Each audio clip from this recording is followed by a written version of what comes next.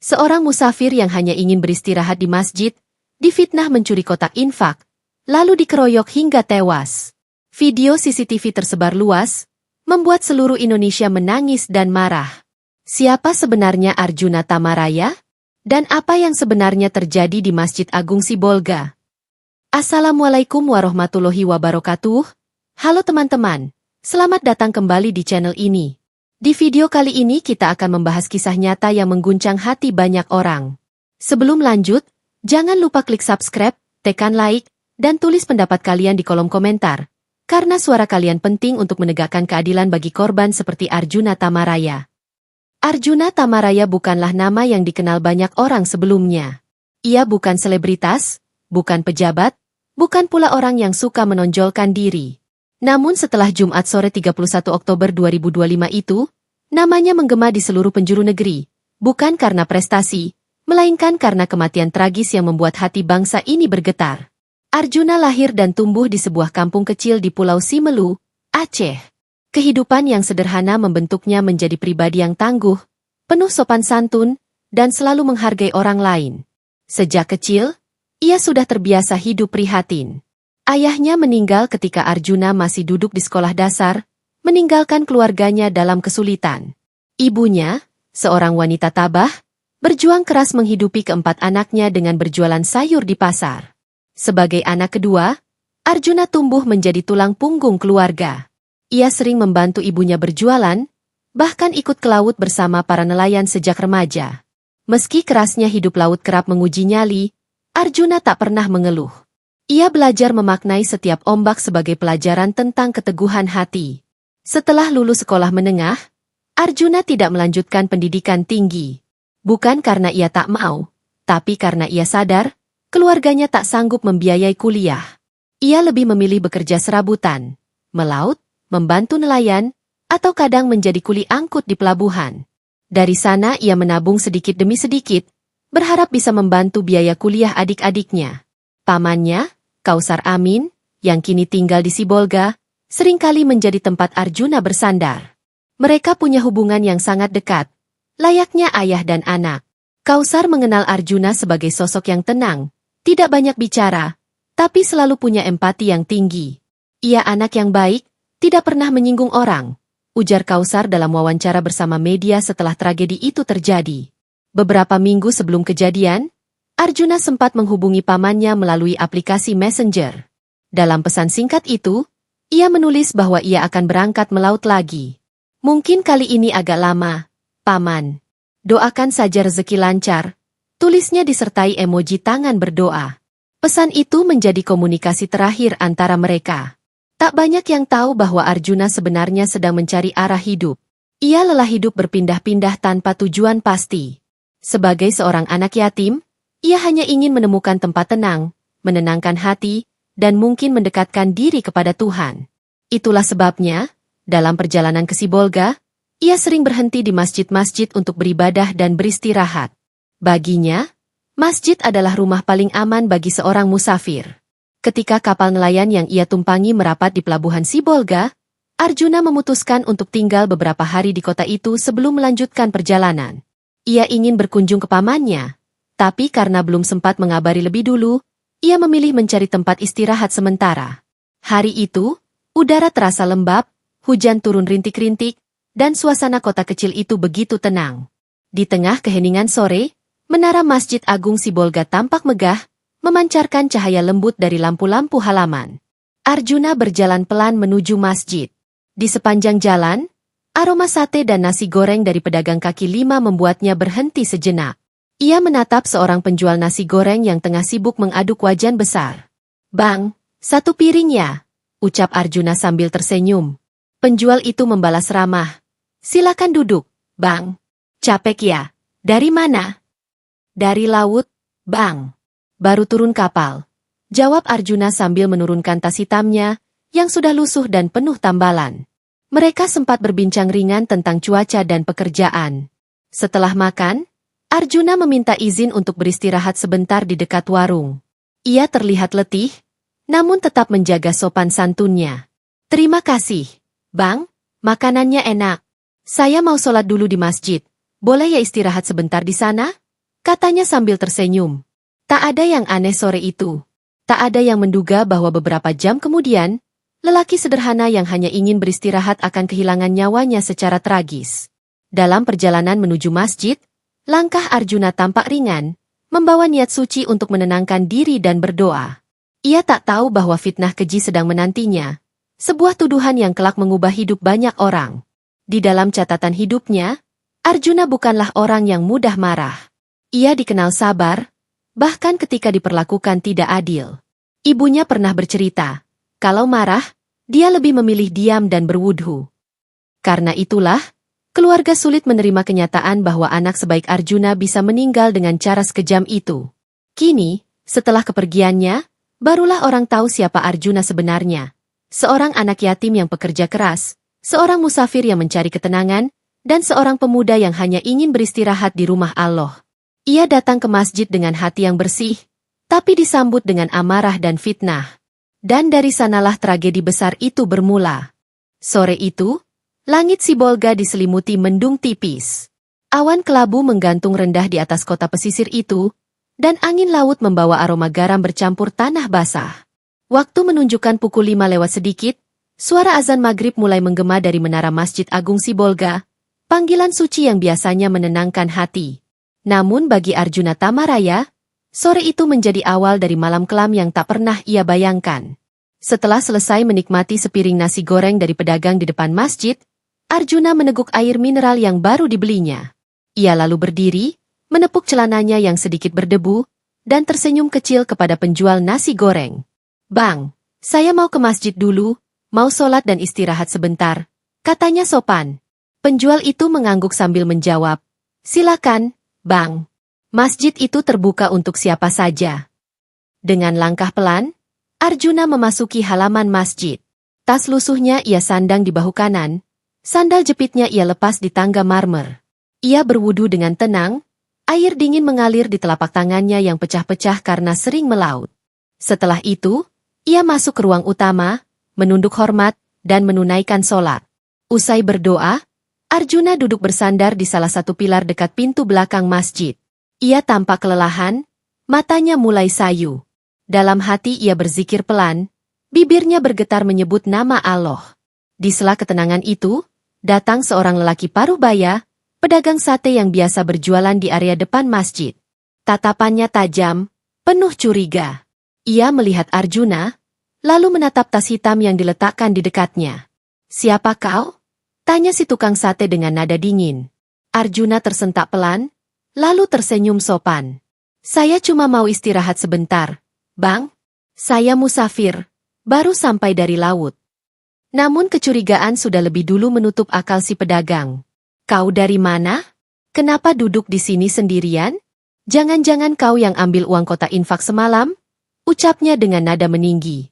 Arjuna mencoba menjelaskan, tapi belum sempat ia menjawab, dua orang lain datang mendekat. Mereka mendengar tuduhan itu dan langsung ikut bersuara. "Benar juga. Beberapa hari ini sering hilang uang infak. Jangan-jangan ini orangnya," seru salah satu dari mereka. Situasi mulai panas. Arjuna berdiri perlahan, berusaha menenangkan keadaan. "Saya tidak ambil apa-apa, Bang. Demi Allah, saya cuma mau istirahat." Tapi kata-katanya tenggelam oleh amarah yang semakin membesar. Orang-orang mulai berkumpul, sebagian memegang ponsel, sebagian lagi berteriak menuduh tanpa dasar. Tuduhan itu menyebar cepat seperti api yang menjilat kering. Dalam hitungan menit, kerumunan sudah mengelilingi Arjuna. Ia mencoba mundur, namun langkahnya terhalang. Tangan seseorang menarik kerah bajunya, seseorang lain mendorong dari belakang. "Ngaku kau! Kau yang curi kotak infak, kan?" teriak seorang pemuda berkaus hitam. Arjuna berusaha membela diri. "Tidak, Bang, saya bukan pencuri." Suaranya bergetar, tubuhnya mulai lemas karena panik. Tapi tak ada yang mau mendengar. Satu pukulan mendarat di pipinya, disusul tendangan di perut.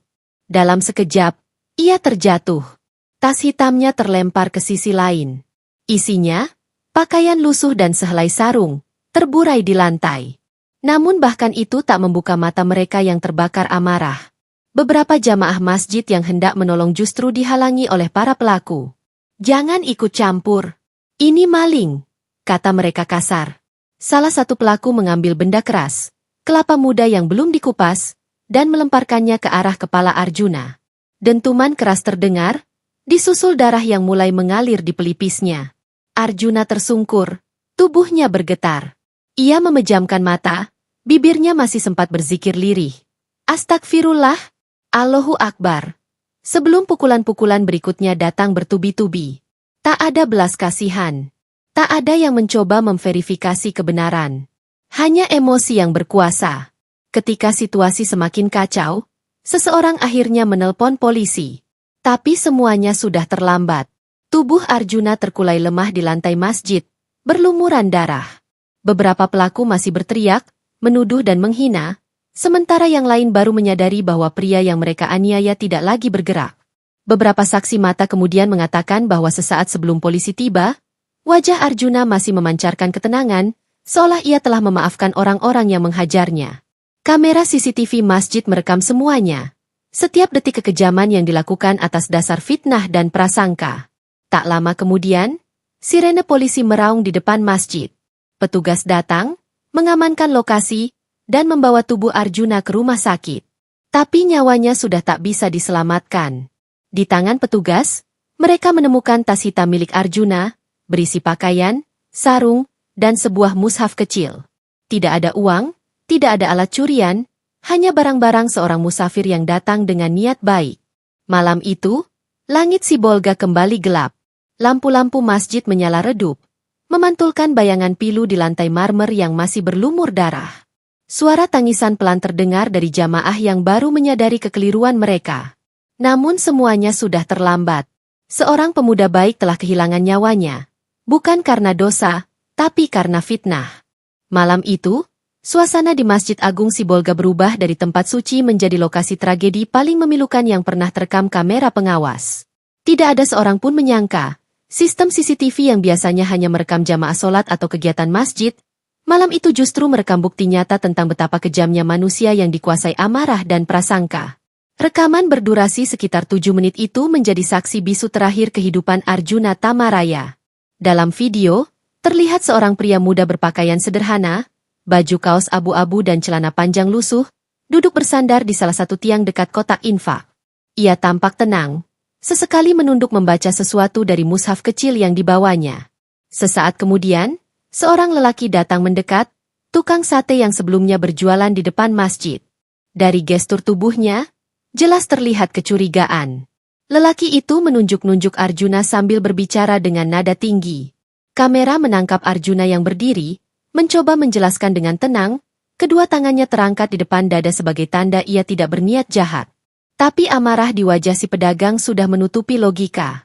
Ia memanggil orang lain. Tak lama, 3 hingga 4 pria muncul dari arah belakang masjid. Detik demi detik berikutnya terasa seperti adegan yang menyayat hati. Salah satu pria menarik tas hitam milik Arjuna, membongkarnya tanpa izin. Dari sana, hanya tampak pakaian lipatan, sarung, dan mushaf kecil. Tapi justru karena tidak menemukan uang, tuduhan itu malah semakin gila.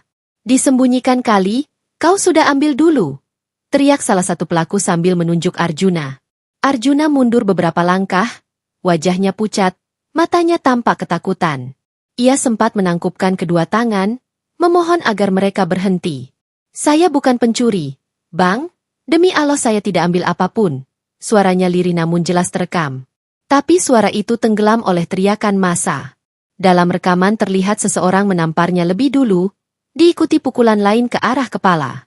Arjuna terjatuh, mencoba menutupi wajahnya, namun serangan datang bertubi-tubi. Salah satu pelaku mengambil benda berbentuk kelapa dari ember plastik dan melemparkannya dengan keras ke arah korban. Kamera CCTV yang berada di sudut atas menangkap momen itu secara jelas.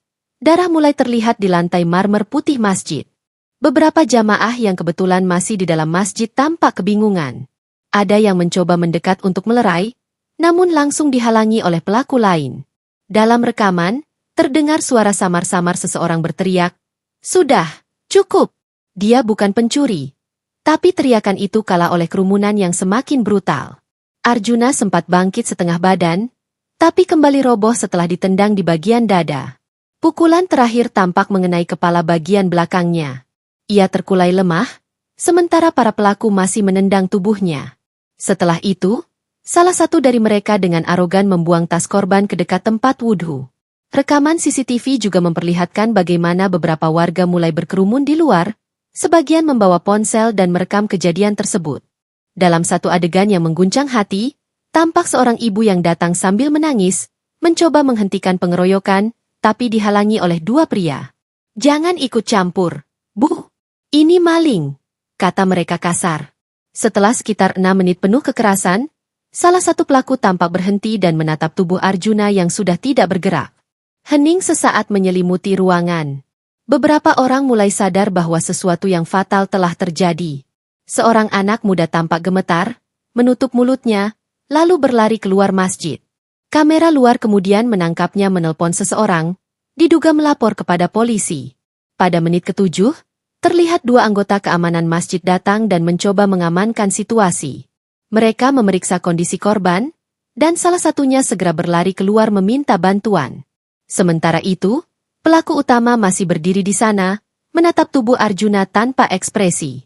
Ketika polisi akhirnya tiba sekitar 10 menit kemudian, suasana sudah kacau.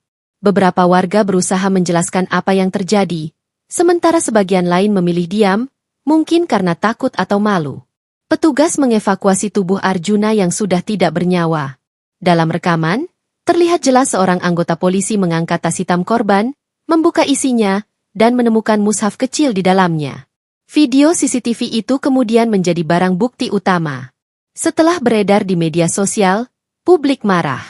Ribuan komentar memenuhi dunia maya, dari doa, duka cita, hingga kemarahan terhadap para pelaku. Banyak yang menulis, dia datang ke masjid untuk berdoa, bukan untuk mencuri. Namun di balik semua itu, ada satu pemandangan dalam rekaman yang paling menyayat hati. Pada detik-detik terakhir, ketika tubuhnya mulai lemah dan pandangannya buram, Arjuna masih sempat menengadahkan wajahnya ke arah kiblat. Bibirnya tampak bergerak, seperti mengucap kalimat terakhir, Allahu Akbar. Adegan itu menjadi potongan terakhir dalam hidup seorang musafir yang hanya ingin beristirahat di rumah Allah. Dan dari rekaman itulah, kebenaran mulai terungkap, bahwa Arjuna bukanlah pencuri, melainkan korban dari fitnah dan amarah yang membutakan nurani. 3 hari setelah tragedi berdarah di Masjid Agung Sibolga, suasana kota itu masih diselimuti duka dan amarah. Warga masih berkumpul di sekitar masjid, meletakkan bunga dan doa untuk mengenang Arjuna Tamaraya, musafir yang tewas karena fitnah. Namun di balik kesedihan itu, aparat kepolisian bekerja tanpa henti. Mereka tahu, waktu adalah segalanya. Setiap jam yang terlewat bisa menjadi peluang bagi para pelaku untuk melarikan diri. Kapolres Sibolga, AKBP Edi Inganta, memerintahkan tim gabungan dari Satreskrim Polres Sibolga dan Intelkam Polda Sumut untuk bergerak cepat. Tidak boleh ada satupun pelaku yang lolos, ucapnya tegas dalam apel malam di halaman Mapolres. Di hadapan anggota yang siap siaga, wajah-wajah polisi terlihat tegang namun bersemangat. Mereka sadar, kasus ini telah menarik perhatian seluruh Indonesia. Berbekal rekaman CCTV dari masjid dan kesaksian warga, polisi mulai mengidentifikasi wajah para pelaku. Dalam video berdurasi 7 menit itu, terlihat jelas beberapa pria yang memukul dan menendang korban secara brutal. Dari hasil analisis, 5 orang terlibat langsung, sementara beberapa lain menjadi saksi pasif. Nama-nama mereka segera muncul, ZPA, HBK, REC, CLI, dan SSJ. Operasi pengejaran dimulai dini hari, Sabtu 1 November 2025. Polisi menyisir kawasan pasar belakang, tempat sebagian pelaku diketahui sering nongkrong. Tim pertama yang dipimpin oleh AKP Rustam Silaban, Kasat Reskrim Polres Sibolga, berhasil mengamankan 2 pelaku pertama, ZPA dan HBK. Keduanya ditangkap tanpa perlawanan di sebuah rumah kontrakan sempit di Jalan Patuan Anggi. Waktu kami datang, mereka sedang bersembunyi di bawah tempat tidur, ujar AKP Rustam dalam konferensi pers. Keduanya langsung dibawa ke kantor untuk diperiksa. Sementara itu, tim kedua bergerak menuju daerah Aek Habil. Di sana, 3 pelaku lain, SSJ, REC, dan CLI, sempat melarikan diri ke arah pelabuhan nelayan. Namun usaha mereka sia-sia. Polisi yang sudah mengepung kawasan itu berhasil menangkap mereka beberapa jam kemudian. Salah satu pelaku, SSJ, bahkan sempat berpura-pura menjadi buruh pelabuhan dengan membawa karung, tapi aksi penyamarannya terbongkar. Penangkapan kelima pelaku itu menjadi kabar besar. Warga yang menyaksikan langsung di lokasi bahkan sempat bertepuk tangan ketika polisi menggiring mereka masuk ke mobil tahanan. Namun di balik sorak itu, ada keheningan pilu, karena semua sadar, tak ada yang benar-benar menang dalam tragedi ini. Di Mapolres Sibolga, para pelaku diperiksa intensif selama berjam-jam. Wajah mereka tampak pucat dan menunduk dalam-dalam. Di hadapan penyidik, mereka hanya bisa menyesal. Salah satu pelaku, CLI, menangis dan mengatakan, "Saya ikut-ikutan, Pak. Saya kira dia benar-benar maling." Namun penyesalan itu datang terlambat. Barang bukti yang berhasil diamankan memperkuat dakwaan. Rekaman CCTV dari Masjid Agung Sibolga, pakaian korban yang berlumuran darah, sebuah kelapa yang digunakan sebagai alat pemukul, topi hitam bertuliskan Brooklyn, New York, tas hitam merek Polo Glad, dan ember plastik hitam yang sempat digunakan dalam aksi. Dari hasil penyelidikan, polisi menetapkan 4 pelaku utama, yaitu ZPA, HBK, REC, dan CLI. Dengan pasal berat, pasal 338 subsidiar pasal 170 ayat 3, KUHP, tentang pembunuhan atau kekerasan bersama yang mengakibatkan kematian. Ancaman hukumannya maksimal 15 tahun penjara. Sementara SSJ, yang memprovokasi dan ikut mengambil barang korban, dikenakan pasal 365 ayat 3, KUHP tentang pencurian dengan kekerasan yang menyebabkan korban meninggal dunia. Konferensi pers yang digelar Senin, 3 November 2025, di halaman Mapolres Sibolga disiarkan langsung oleh berbagai media nasional. 5 pelaku dihadirkan mengenakan baju tahanan oranye, kepala tertunduk, tangan terborgol. Di hadapan wartawan, AKBP Edi Inganta berdiri tegak. Dengan suara tegas namun bernada prihatin, ia berkata, "Kami turut berduka cita yang mendalam atas meninggalnya korban, Saudara Arjuna Tamaraya. Polisi akan mengawal kasus ini sampai tuntas. Tidak ada ruang bagi siapapun untuk main hakim sendiri di negara hukum." Ucapan itu menggema di ruang publik. Video konferensi persnya viral di berbagai platform media sosial. Banyak warganet menuliskan komentar bernada lega sekaligus haru. "Akhirnya keadilan mulai terlihat," tulis seorang pengguna Facebook. Namun di sisi lain, masyarakat juga mulai berefleksi. Banyak tokoh agama di Sibolga yang kemudian mengingatkan jamaah agar tidak tergesa-gesa menuduh seseorang tanpa bukti. Beberapa masjid bahkan menggelar doa bersama untuk Arjuna Tamaraya dan keluarganya. Sementara itu, keluarga Arjuna di Simlu baru menerima kabar penangkapan tersebut dengan air mata. Sang paman, Kausar Amin, berkata lirih kepada wartawan yang datang ke rumahnya. "Kami tidak ingin balas dendam. Kami hanya ingin kebenaran." Arjuna datang ke masjid untuk mencari ketenangan, bukan untuk mati dengan cara seperti itu. Kata-katanya menutup berita malam itu dengan nada getir. Tragedi ini bukan sekadar kasus kriminal, tapi juga cermin kelam tentang bagaimana fitnah dan emosi bisa menghapus nyawa seseorang. Namun di balik semua kepedihan itu, langkah cepat aparat menjadi secercah harapan bahwa hukum masih berjalan di negeri ini. Kabar kematian Arjuna Tamaraya menyebar begitu cepat, menembus batas pulau dan waktu. Dari Sibolga, berita itu berlayar menyeberangi lautan menuju Simelu, tanah kelahiran pemuda malang itu. Di rumah sederhana berdinding papan di tepi pantai, sang ibu, Nur Aini, jatuh pingsan setelah mendengar kabar duka dari telepon. Suara tangis keluarga terdengar menggema, bercampur dengan deburan ombak yang seolah ikut berduka. Arjuna adalah anak kedua dari 4 bersaudara. Sejak kecil, ia dikenal sebagai anak yang tenang dan penuh kasih. Ayahnya telah lama tiada, meninggal saat Arjuna masih di bangku SMP. Sejak itu, tanggung jawab keluarga banyak dipikul oleh Arjuna. Ia sering membantu ibunya berjualan di pasar, bahkan rela bekerja serabutan agar adik-adiknya tetap bisa sekolah. Kini, pemuda yang dulu sering tersenyum ramah itu telah pergi untuk selamanya. Bukan karena sakit, bukan karena takdir alamiah, tapi karena fitnah dan amarah manusia. Dia bukan pencuri, dia bukan orang jahat, isak Nur Aini saat ditemui wartawan. Tangannya memeluk foto Arjuna yang masih mengenakan pakaian sekolah. Air matanya menetes tanpa henti. Sementara itu, di Banda Aceh, Cahaya Tamaraya, Adik Arjuna yang masih kuliah di salah satu universitas negeri, mendapat kabar itu dari sang paman, Kausar Amin, melalui telepon. Ia sempat tak percaya. Arjuna baru saja menelponnya seminggu sebelumnya, bercerita bahwa ia ingin melaut lagi setelah beberapa waktu beristirahat. "Bang, hati-hati ya kalau di luar kota." Begitu pesan Cahaya di akhir panggilan itu. Ia tak menyangka itu akan menjadi percakapan terakhir mereka. Cahaya langsung pulang ke Simelu dengan kapal cepat. Perjalanan 8 jam di laut terasa seperti siksaan panjang. Setibanya di rumah, ia langsung memeluk ibunya dan menangis histeris. Tangisan itu menggetarkan siapapun yang menyaksikannya. Warga sekitar datang melayat, membawa doa dan bantuan seadanya. Rumah keluarga Tamaraya dipenuhi pelayat hingga malam hari. Jenazah Arjuna sendiri tiba di Simelu 2 hari setelah penangkapan para pelaku. Ia dibawa dengan kapal patroli polisi, disambut iring-iringan warga dan pemuka agama. Ketika peti jenazah diturunkan, suasana berubah menjadi haru yang tak terbendung. Seorang ustaz yang memimpin doa pemakaman menitikan air mata saat mengucap kalimat tahlil terakhir. Semoga Allah menerima Arjuna sebagai syahid, karena dia mati dalam fitnah dan ketidakadilan, ucapnya lirih. Media lokal dan nasional yang hadir di lokasi menangkap setiap momen dengan kamera. Cuplikan tangisan ibu Arjuna, pelukan adik-adiknya, dan doa masyarakat menyebar cepat di media sosial. Dalam waktu singkat, nama Arjuna Tamaraya menjadi trending topik di berbagai platform. Ribuan komentar membanjiri kolom berita. Ada yang marah, ada yang berduka, dan ada yang menyesali mengapa masyarakat begitu cepat menghakimi tanpa bukti.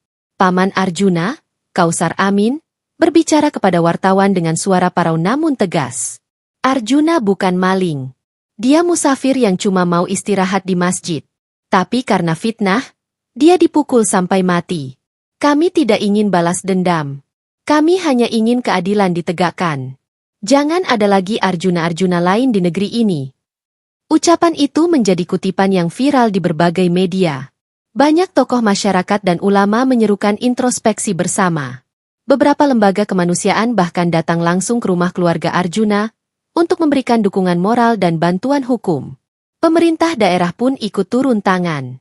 Wali Kota Sibolga mengunjungi keluarga korban di Simelu secara simbolis, menyerahkan bantuan dan menyampaikan permintaan maaf atas tragedi yang terjadi di wilayahnya. Kami berjanji akan memastikan proses hukum berjalan sampai selesai, ujarnya di hadapan warga yang berkumpul di halaman rumah duka. Namun di balik perhatian publik itu, luka batin keluarga belum sembuh. Nur Aini setiap malam duduk di beranda, memandang laut gelap di depan rumah. Ia sering berbicara sendiri seolah Arjuna masih di sisinya. "Nak, kalau kau masih bisa dengar ibu, pulanglah, nak. Ibu belum sempat peluk kau waktu terakhir kali." Cahaya, adiknya, menulis surat untuk abangnya di buku harian kecilnya. "Abang Arjuna, aku bangga padamu. Mungkin dunia ini tidak adil, tapi Allah tahu siapa yang benar. Aku janji akan selesaikan kuliah ini, untuk abang, untuk ibu." Surat itu kemudian ia letakkan di makam Arjuna pada hari ke-7 setelah pemakaman. Angin laut berhembus lembut, membawa aroma garam dan kesunyian. Cahaya menunduk lama, sementara senja di ufuk barat perlahan memerah. Tragedi ini menjadi cermin bagi banyak orang. Di berbagai tempat, masyarakat mulai lebih berhati-hati dalam menuduh dan menyebar kabar tanpa bukti. Masjid Agung Sibolga kini memasang plakat peringatan di dinding utama. "Ingatlah, fitnah lebih kejam dari pembunuhan. Jangan pernah menghakimi tanpa kebenaran." Kisah Arjuna Tamaraya bukan sekadar kisah seorang korban, tapi pelajaran besar tentang empati, keadilan, dan kemanusiaan. Ia pergi terlalu cepat, tapi jejaknya akan tetap hidup dalam hati orang-orang yang masih percaya pada kebenaran. Tragedi Arjuna Tamaraya tidak berhenti di halaman Masjid Agung Sibolga. Setelah proses hukum berjalan dan pelaku ditangkap, gelombang besar kemarahan, simpati, dan kesadaran sosial mulai mengguncang seluruh negeri. Nama Arjuna menjadi simbol keadilan yang tertunda, seorang pemuda sederhana yang kehilangan nyawa akibat fitnah dan kekerasan massa. Dalam hitungan hari, media nasional dan internasional memberitakan kisah itu. Potongan video CCTV dan rekaman tangisan sang ibu menyebar luas di media sosial. Tagar keadilan untuk Arjuna mendadak viral di X, Twitter, Instagram, dan TikTok. Ribuan orang menulis pesan belasungkawa dan kecaman terhadap tindakan main hakim sendiri. Arjuna Tamaraya seharusnya tidur di rumah Allah, bukan mati di pelatarannya. Fitnah bisa membunuh lebih cepat dari peluru. Kita tidak butuh marah, kita butuh nurani. Komentar-komentar seperti itu membanjiri dunia maya. Banyak publik figur, aktivis, dan tokoh agama turut bersuara. Bahkan beberapa ustaz terkenal mengangkat kisah Arjuna dalam khutbah Jumat mereka. Di berbagai masjid, doa bersama untuk almarhum digelar, mengingatkan jamaah bahwa fitnah dan prasangka adalah api yang bisa membakar keadilan. Di sisi lain, tekanan publik membuat proses hukum berjalan lebih transparan. Sidang perdana kasus pembunuhan Arjuna digelar secara terbuka di Pengadilan Negeri Sibolga. Ratusan warga datang memadati ruang sidang, sementara ribuan lainnya menonton siaran langsung melalui kanal berita daring. 5 pelaku duduk di kursi terdakwa dengan wajah menunduk, sementara keluarga korban duduk di barisan depan, memegang foto Arjuna yang dibingkai dengan kain putih. Jaksa penuntut umum membacakan dakwaan dengan suara lantang. Para terdakwa bersama-sama melakukan kekerasan yang mengakibatkan meninggalnya seseorang bernama Arjuna Tamaraya, sebagaimana diatur dalam pasal 338 Jo pasal 170 ayat 3 KUHP. Setiap kalimat terasa seperti luka baru bagi Nur Aini, ibu Arjuna. Tangannya bergetar, dan beberapa kali ia menutup wajah dengan jilbabnya. Namun di tengah kesedihan itu, ada secercah harapan. Harapan bahwa kali ini, keadilan tidak akan dikalahkan oleh fitnah. Sidang demi sidang berlangsung selama berminggu-minggu. Para saksi dihadirkan, termasuk penjaga masjid dan warga sekitar yang sempat melihat kejadian malam itu. Fakta demi fakta terungkap, bahwa tuduhan pencurian kotak infak hanyalah kesalahpahaman yang diperparah oleh emosi dan provokasi. Tidak ada bukti sedikit pun bahwa Arjuna melakukan pencurian. Ia hanya hendak beristirahat setelah seharian berjalan kaki. Media terus mengikuti setiap perkembangan. Di dunia maya, berbagai komunitas mulai membentuk gerakan moral. Di Jakarta, Bandung, Medan, hingga Makassar, masyarakat menggelar aksi damai bertajuk, "Jangan ada lagi Arjuna." Mereka membawa lilin, poster bertuliskan, "Keadilan bukan milik yang kuat," dan foto Arjuna dengan senyum polosnya. Seorang aktivis HAM bernama Rizal Munte menulis di media nasional. Tragedi Arjuna Tamaraya adalah potret gelap bangsa yang masih mudah menuduh, cepat menghakimi, dan lambat mendengar. Keadilan sosial bukan hanya soal hukum, tapi soal hati nurani. Tulisan itu menjadi viral dan dibaca jutaan kali. Pemerintah daerah Sibolga akhirnya merespons dengan langkah konkret, memasang plakat permanen di Masjid Agung bertuliskan, "Ingatlah, setiap nyawa adalah suci. Jangan bunuh kebenaran dengan prasangka." Plakat itu diresmikan oleh Kapolres Sibolga dan Wali Kota, disaksikan oleh keluarga Arjuna dan tokoh lintas agama. Dalam acara itu, suasana haru menyelimuti seluruh halaman masjid. Nur Aini hadir mengenakan kerudung putih, menatap dinding tempat anaknya pernah mengembuskan napas terakhir. Air matanya jatuh. Namun kali ini bukan hanya karena duka, melainkan karena rasa lega, bahwa perjuangan anaknya tidak sia-sia. Sementara itu, Cahaya, adik Arjuna, memutuskan untuk melanjutkan perjuangan sang abang dengan cara berbeda. Ia mulai aktif dalam komunitas sosial kampus yang bergerak di bidang edukasi anti-hoaks dan empati sosial. Abang selalu bilang, "Jangan buru-buru menilai orang. Sekarang aku tahu kenapa," tulisnya dalam sebuah unggahan yang viral di Instagram. Di akhir tahun, ketika putusan sidang dibacakan, keadilan akhirnya ditegakkan. 4 pelaku utama dijatuhi hukuman 14 tahun penjara, sementara SSJ, provokator utama, dihukum 17 tahun penjara. Ruang sidang sunyi ketika hakim membacakan vonis. Nur Aini menatap langit-langit ruangan dengan mata berkaca-kaca. "Alhamdulillah," bisiknya pelan. Di luar pengadilan, ribuan warga menyambut dengan tepuk tangan. Mereka bukan bersorak karena kemenangan, tapi karena keadilan akhirnya kembali menemukan jalannya. Tragedi Arjuna Tamaraya telah mengubah banyak hal. Cara masyarakat melihat sesama, cara media menulis kebenaran, bahkan cara aparat bekerja lebih cepat dan manusiawi. Kini di halaman Masjid Agung Sibolga, sebuah taman kecil dibangun dan dinamai Taman Arjuna Tamaraya. Di tengah taman itu berdiri sebuah batu nisan simbolis bertuliskan, "Untuk Arjuna Tamaraya, pemuda yang pergi karena fitnah, tapi bangkitkan nurani bangsa." Bunga selalu ada di sana setiap pekan, diletakkan oleh orang-orang yang bahkan tak pernah mengenalnya. Dan di setiap angin yang berhembus lembut di taman itu, seakan terdengar bisikan lembut dari langit. Kebenaran tak akan mati, sekalipun tubuh telah tiada.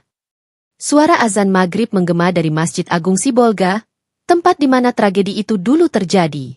Namun kini, suasananya berbeda. Tidak ada lagi amarah, tidak ada lagi teriakan. Hanya ketenangan dan doa. Di dinding masjid, nama Arjuna Tamaraya kini terukir sebagai pengingat bahwa satu fitnah bisa mematikan, tapi juga bisa membangunkan nurani sebuah bangsa. Kisah ini bukan sekadar tentang seorang pemuda yang menjadi korban. Ini adalah cermin untuk kita semua. Betapa cepatnya jari dan lisan bisa menuduh tanpa tahu kebenaran, dan betapa mahal harga dari sebuah kesalahpahaman. Arjuna mungkin telah pergi, tapi kisahnya hidup dalam setiap hati yang masih peduli pada keadilan. Kebenaran tidak akan mati, walau manusia mencoba membungkamnya. Mari kita jadikan tragedi ini pelajaran untuk tidak mudah percaya pada kabar tanpa bukti, untuk menahan amarah, dan untuk mengembalikan fungsi rumah ibadah sebagai tempat perlindungan, bukan penghakiman. Untuk Arjuna Tamaraya, semoga Allah menerima amalmu dan memberi kekuatan bagi keluargamu. Terima kasih sudah menonton kisah ini sampai akhir. Jika kamu percaya bahwa keadilan harus terus diperjuangkan, bantu kami menyebarkan kisah Arjuna Tamaraya agar tak ada lagi korban fitnah di negeri ini. Tulis di kolom komentar. Keadilan untuk Arjuna Tamaraya. Tekan like jika kisah ini menyentuh hatimu. Tekan subscribe untuk mengikuti kisah nyata berikutnya tentang kemanusiaan dan keadilan. Bagikan video ini agar semua orang tahu. Kebenaran tidak boleh dibungkam, dan fitnah tidak boleh dibiarkan hidup. Terima kasih sudah menonton. Sampai jumpa di video selanjutnya. Wassalamualaikum warahmatullahi wabarakatuh.